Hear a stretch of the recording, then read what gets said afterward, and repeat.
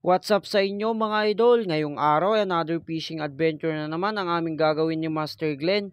Kaya tara, samahan nyo kami hanggang matapos itong video.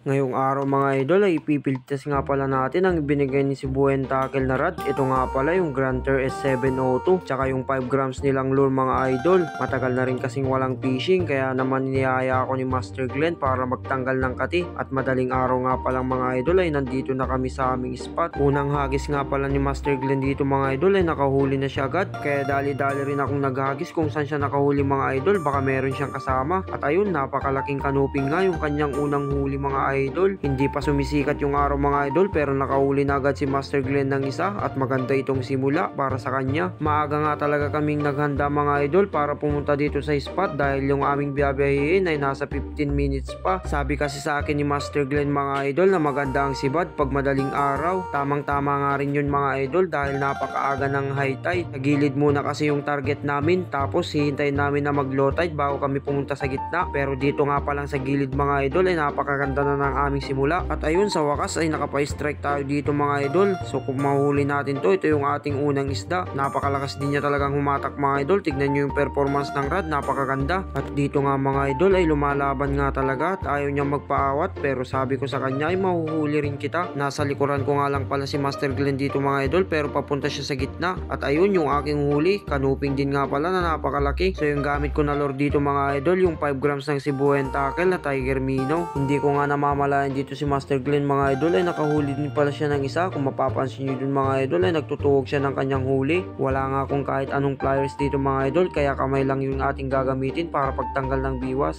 May trauma na nga din pala ako sa pagtanggal ng biwas mga idol dahil na-experience ko ng maukset sa kamay at sobrang sakit talaga mga idol lalo na kung hindi mo ito agad matatanggal. Kaya mag-ingat lang sa pagtanggal ng biwas mga idol at timingan ng pagdakma sa isda kung kailan ito titigil sa pagwawala. At ayun, nakapa-strike na nga ulit tayo dito mga idol at pangalawang isda na natin to kung sakali nating mahuhuli. Sinasabi ko nga kay Master Glenn dito mga idol na napakaganda yung performance ng rod dahil ramdam na ramdam mo talaga yung lakas ng isda. Yung ultimo langoy ng lure ay walang kawala. At dito nga mga idol ay pupunta ako sa taas ng bato para tanggalin yung isda pero napakalakas yung agos mga idol kaya nahihirapan akong pumunta. Pangalawang huli na nga pala natin to mga idol pag natanggal natin yung biwas pero nung tatanggalin ko na nga sana dito yung biwas ng isda mga idol ay dumating yung sunod-sunod na tatlong alon kaya naman dahilan kung bakit na naman ako pumunta dito sa baba. Dito nga ay kailangan ko na naman pumunta dito sa taas ng bato mga idol dahil mas mahihirapan akong magtanggal dito sa isda kung nandito ako sa baba. Buti na lang mga idol at hindi natatanggal yung biwas sa bunganga ng isda kaya hindi ito nakakawala. Nung may pagkakataon ako dito para tanggalin mga idol ay hindi ko na talaga siya pinakawalan. Hanggang dibdib pa kasi namin yung tubig mga idol pero may mga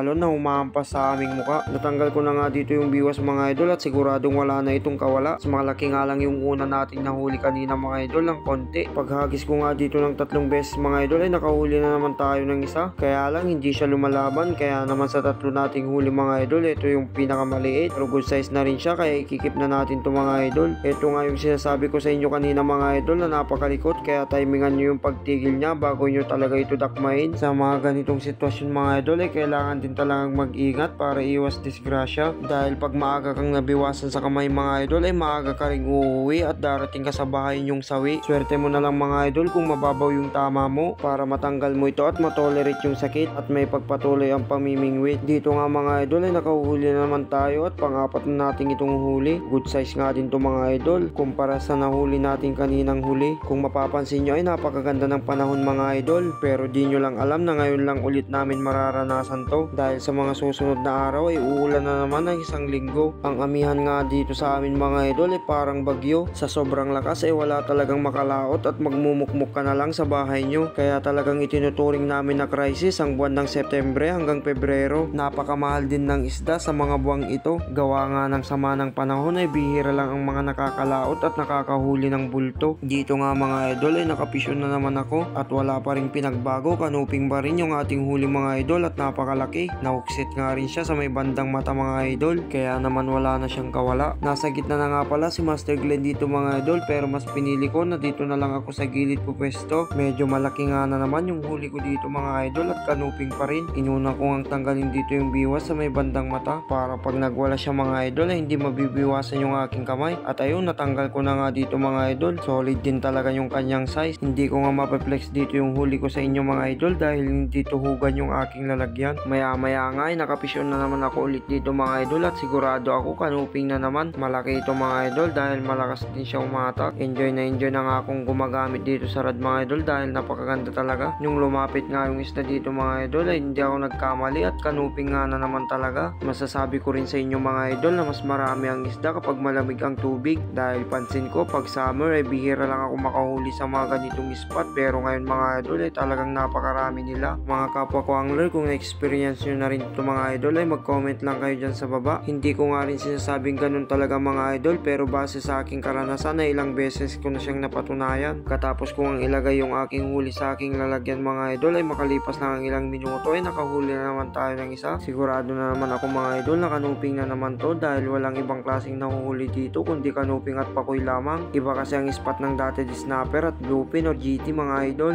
dahil ang mga isdang yun mga idol ay mas gusto nilang tumira sa bahura o sa mabatong spot. Pantar kasi ang tawag namin dito sa spot na to mga idol na kapag nahibasan ay nagiging patag kung saan minsan ay pinagkukunan namin ng shell na nakatira sa ilalim ng lupa. At pagkatanggal ko nga dito sa aking huli mga idol ay agad ko na rin itong nilagay sa aking lalagyan dahil nga balak namin dito ni Master Glenn mga idol na gumilid muna para magpahinga. Kung makikita nyo dito mga idol ay medyo nakarami na rin tayo ng isda. Hindi ko nga ma-flex dito yung huli ni Master Glenn mga idol pero nakarami din siya ng huling kanuping at bluefin trevally pa yung dalawa. Malaki nga rin yung butas ng aking lalagyan dito mga idol kaya hindi ko napapansin na nahuhulog na pala yung ibang huli kong isda. Pero ayos lang yun mga idol dahil hindi naman siguro lalagpas sa 2 o 3 yung nakawala. Kung mapapansin nyo nga ay buhay na buhay pa rin yung mga huli natin kanina. Pagkatapos nga nito mga idol ay nagpahinga muna kami at saktong sakto dahil may baon kaming ulam at kanin ni Master Glenn para pagkatapos namin kumain ay malaki na yung hibas at malakas na kami ulit sa pangalawang sabak. Tapos itong huli namin mga idol ay ilalagay muna namin sa styro na may yelo para kahit matagalan kami ng kaunti sa pangalawang lusong namin mga idol ay sariwa pa rin ang aming mga isda. At dito nga mga idol ay nakapasibad na tayo ng ating unang huli sa pangalawang sabak. Medyo malaking kanuping na naman to mga idol. Mahilig nga talaga si Master Glenn dito mga idol na pumunta sa gitna. Kung makikita nyo sa aking harapan mga idol ay napakalayo niya na sa akin. Bukod kasi sa kanuping mga idol ay gusto talaga ni Master Glenn na makahuli ng GT. Medium light nga pala yung setup niya dito kaya naman kakayanin niya kung sakaling makapasibat siya ng isa. At UL naman yung sa akin dito mga idol kaya pinagtyagaan ko na lang yung mga kanuping dito sa gilid dahil kahit kaya ng aking rod mga idol kung manipis naman ang aking braided line ay makakawala pa rin siya. Sayang nga din lang yung lure mga idol pag nagkataon. Sa pagkakataong ito mga idol ay nakapasibad na naman tayo ng isa. Pangalawang huli na natin ito mga idol sa ikalawang lusong kung sakaling makukuha. Napakalakas nga nito mga idol at alam ko na hindi rin basta-basta yung size niya. Pero nung nakita ko yung isda hindi sa kanyang size ako humanga kundi sa kakaiba nitong kulay na ngayon lang ako makakakita. Kakaiba ang kulay ng kanuping na ito mga idol kung ikukumpara natin sa karaniwan nating nakikita dahil napakaganda ng pagkayelo nito at may mga dots sa katawan niya na kulay blue. Pati nga si Master Glenn dito mga idol ay napansin din niya ang ganda ng isda. Hindi lang sa maganda ang kulay nito mga idol pero mukhang masarap din itong ulamin mamaya. Sa tingin ko nga rin mga idol ay ito na yung pinakamalaki kong huling kanuping. Kahit higpitan ko nga dito sa paghawak mga idol ay hindi pa rin nagdidikit yung daliri ko sa kamay. Hindi nga rin ako nahirapan dito mga idol sa pagtanggal ng biwas. Redhead ghost shrimp nga pala mga idol na 5 grams ang nakahuli dito. At yung rod naman mga idol na Granter S702. Dito nga mga idol ay humanga na naman ako kay Master Glenn.